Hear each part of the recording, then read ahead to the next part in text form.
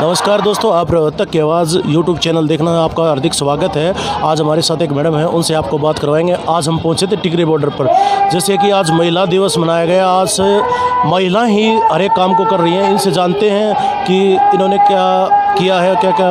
राम राम जी। राम राम जी। क्या नाम है जी? सर मेरा नाम राखी शौकीन है जी। क्या काम करते हैं आप? सर मैं मेडिकल लाइन में हूँ और मैं दूसरे दिन से लेकर अब तक लगातार मेडिकल सेवाएं ही फ्री में दे रही हूँ। आप कहाँ के रहने वाले हैं? दिल्ली के रहने वाले हैं, बड़े मंगोलपुर से, पर रहते भादोगढ़ में हैं।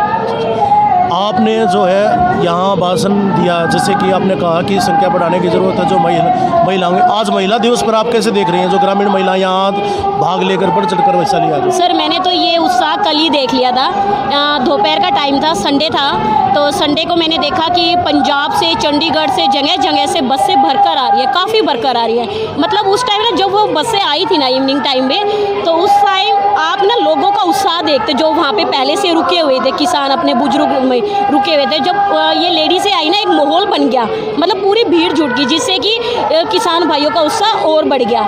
और आज तो महिला दिवस है, तो महिला दिवस में हमारे हरियाणा ने और हमारे पंजाब वालों ने, महिलाओं ने बढ़ चढ़कर भाग लिया है। और मैं तो ये कहना चाहूँगी लेना भी चाहिए, क्योंकि इस भाग से बढ़ चढ़कर भाग लेने से किसान जो बैठे हुए हैं ना, उनका उत्साह बढ़ता है। जो आपने यहाँ सेवा फ्री दे रहे हैं या पैसे लेते हो? नहीं सर, मेरी कोई ट्रस्ट नहीं है। मेरी जो भी सैलरी आती है, मैं सारी सैलरी अपनी किसान भाइयों के ऊपर ही लगा रही हूँ। और इसमें कोई ना ट्रस्ट है ना कोई एनजीओ, सिर्फ सेल्फ कर रही हूँ मैं शुरू से। जैसे आप दवाई देते हैं तो उनसे पैसे लेते हैं या फ्री देते हैं? नहीं सर, मैं बिल्कुल फ्री में देती हूँ। दवाई समझाने पहले तो मैं 10 मिनट समझाती हूँ कि वो दवाई ना ले, क्योंकि कईयों को आदत होगी है दवाई लेने की, और हम प्यार से समझाएंगे तो उनको दवाई की जरूरत ही नहीं होती है। कई तरह के ऐसे मरीज नहीं आते जिसको दवाई की ज़रूरत नहीं है, वो दे देते हैं। कोई दवाई ऐसी दे दे जिसको साइड इफेक्ट भी हो सकते हैं। बिल्कुल हो सकते हैं, तो वही तो है ना कि समझाना भी पड़ता है। यहाँ पे मैं तो आपके यूट्यूब चैनल के जरिए ये कहना चाहूँगी कि जगह जगह जो भी मेडिकल सेवाएं दे रहे हैं, और किसान भाई आके, कोई किसान भाई कोई भी आके आपसे दवाई मांग रहा है और आपको लग रहा है कि दवाई देने की ज़रूरत नहीं है, तो प्लीज़ पहले आप उनको समझाइए कि दवाई की ज़रूरत नहीं है, इस चीज़ से भी आपका हो सकता है। तो वो समझाने का भी फ़र्क है सर। देखो पंजाब, मैंने कईयों से जब घूम फिर के पूछा, बोला जी ज़बरदस्ती दवाइयाँ ले लेते हैं। नहीं सर, आप प्यार से समझाओगे ना, वो दवाई लेंगे नहीं। ज़रूरत है तो दो, नहीं है तो मत दो। और यदि उनको लगता है कि हमारे पास ये दवाई है नहीं, अवेलेबल ही नहीं है, तो कॉल करके एम्बुलेंस को बुला के उनको रेफ़र कर सकते हैं, वहाँ से दवाई दिलवाने की सुविधा भी है। तो जैसे कि मरीज़ कोई भी आता है तो आप उसको चेक करते हैं, जिस प्रकार से कईयों को तो चेक बिना करे हुए, किस किस प्रकार के जो मरीज़ आते हैं आपके? सर मरीज़ तो हर प्रकार के। सबसे बड़ी प्रॉब्लम हो रही है इनको बॉडी पेन, क्योंकि उनको जब टिकरी बॉर्डर पर आना होता है तो जहाँ पे भी उनकी ट्रॉली है उनको पैदल आना होता है। पैदल चल चल के उनके पैरों में दर्द हो जाते हैं, जिनका इनकी प्रॉब्लम आती है कि मेरे गोडों में दर्द है।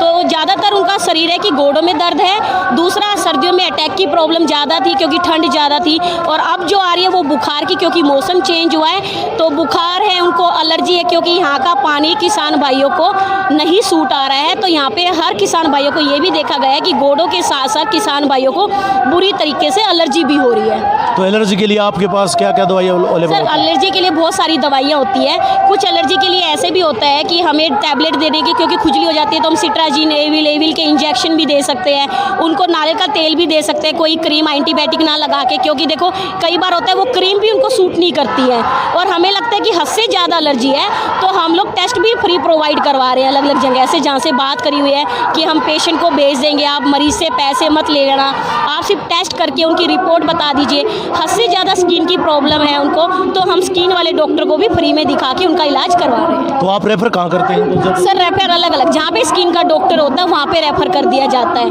और ये कई बार तो सर हम डॉक्टर को अपने ही कैंप में बुला भी लेते हैं और वो फ्री आके देख भी लेते हैं। कैसे केस आए अब तक? कितने केस आए ऐसे जिसको रेफर किया हुआ है? सर रेफर देखो, हमने अल्ट्रासाउंड के भी लिए करा है, हमने एक्सरे भी किया है, हमने श्री डायग्नोस्टिक सेंटर है बहादुरगढ़ में, वो कम से कम रेट लेते हैं, हमने वहाँ पे भी रेफ़र किया है। और एक ये JJIMS हॉस्पिटल भी है जो किसान भाइयों से मतलब देखने के, डॉक्टर को दिखाने के पैसे नहीं लेता, सिर्फ मेडिसिन पैसों में दे देते हैं। कई बार तो हम भी फ्री में दिलवा देते हैं। मेरे पास यदि मेडिसिन होती है तो किसान भाई जो मेरी तरफ आते हैं वो मुझे स्लिप दे जाते हैं कि डॉक्टर ने ये दवाई लिखी है, तो मैं उनको फ्री प्रोवाइड करवा के खुद अपने पैसों से ला के उनको फ्री प्रोवाइड करवा देती हूँ। किसान अपने स्वास्थ्य को किस प्रकार से देखभाल करे, क्या क्या आवश्यक जो है सावधानी बरते? देखो सर, किसान को करना पड़ेगा क्योंकि इसमें ज़्यादातर बुजुर्ग हैं और बुजुर्ग इंसानों को पैदल बहुत चलना पड़ रहा है। तो मैं यही कहूँगी, यदि पैदल साधन नहीं मिल रहा है तो बीच बीच में यदि वो आना भी चाहते हैं, स्टेज तक पहुँचना भी चाहते हैं, तो धीरे धीरे थोड़ा सा दूर तक चलें, फिर बैठ जाए, फिर चले, फिर बैठ जाए। और यही कहूँगी कि यदि कोशिश करें कि आपको उनको आना ही है तो वो ट्रॉली ट्रैक्टर वगैरह में आ जाए, वरना आप वहीं पे स्टेज पर बैठे रहिए, जहाँ पे ट्रॉली है वहीं पे आराम कर लीजिए। वो भी उनके लिए, हमारे लिए तो क्या है सर, भीड़ जुटाना नहीं, हमारे लिए कि हमारे किसान भाई बैठे रहे। क्योंकि मीडिया वाले क्या दिखा रहे हैं, बार बार ये दिखा रहे हैं कि किसान भाई कम हो गए हैं, जबकि मीडिया को ये नहीं पता लग रहा है कि मीडिया असली चीज़ नहीं दिखा रही। मीडिया ने क्या करा है, मीडिया ने ये दिखा दिया कि तंबू उखाड़े गए हैं और ट्रैक्टर जा रहे हैं, लेकिन इन्होंने, मीडिया वालों ने ये नहीं दिखाया कि ट्रैक्टर आ रहे हैं और तंबू उखाड़े नहीं गए, तंबू की जगह परमानेंट तंबू लगाए जा रहे हैं। सिर्फ एक यूट्यूब चैनल ऐसे हैं जो सच्चाई दिखा रहे हैं। तो ये तंबू उनके लिए, गर्मी ज़्यादा आ गई है तो किसान भाइयों को गर्मी के कारण क्या हो गया कि एकदम मौसम चेंज हुआ है तो फीवर आ गया है। मैं उनको ये कहूँगी कि ज़्यादा गर्मी में बाहर ना टहले। सुबह सुबह के टाइम भी आप देखते हैं कि बहुत भीड़ होती है मंच पे, सुबह आ सकते हैं, पानी ज़्यादा से ज़्यादा पिए। और बहुत सारे, अब तो बहुत सारी सुविधाएं आगे आगे हो भी जाएंगी किसान भाइयों के लिए, क्योंकि पानी के क्या होगा कि पानी कम पी रहे हैं, पानी कम पी रहे हैं तो इम्यूनिटी सिस्टम ख़राब हो रहा है उनका, जिससे उनको वोमिटिंग जैसा मन करता है। तो एक तो मैं यही कहूँगी, एक तो गर्मी से बचने के लिए वो धूप में ना निकले, धूप में निकले तो सिर पे अपना कवर, कुछ ना कुछ कपड़ा कवर कर लें, और उसके लिए उनको जितना भी ज़्यादा ज़रूरी हो सके वो जितना पानी पी सकते हैं वो पानी पिए। बहुत बहुत धन्यवाद। रोहतक के बाद में बात करेंगे।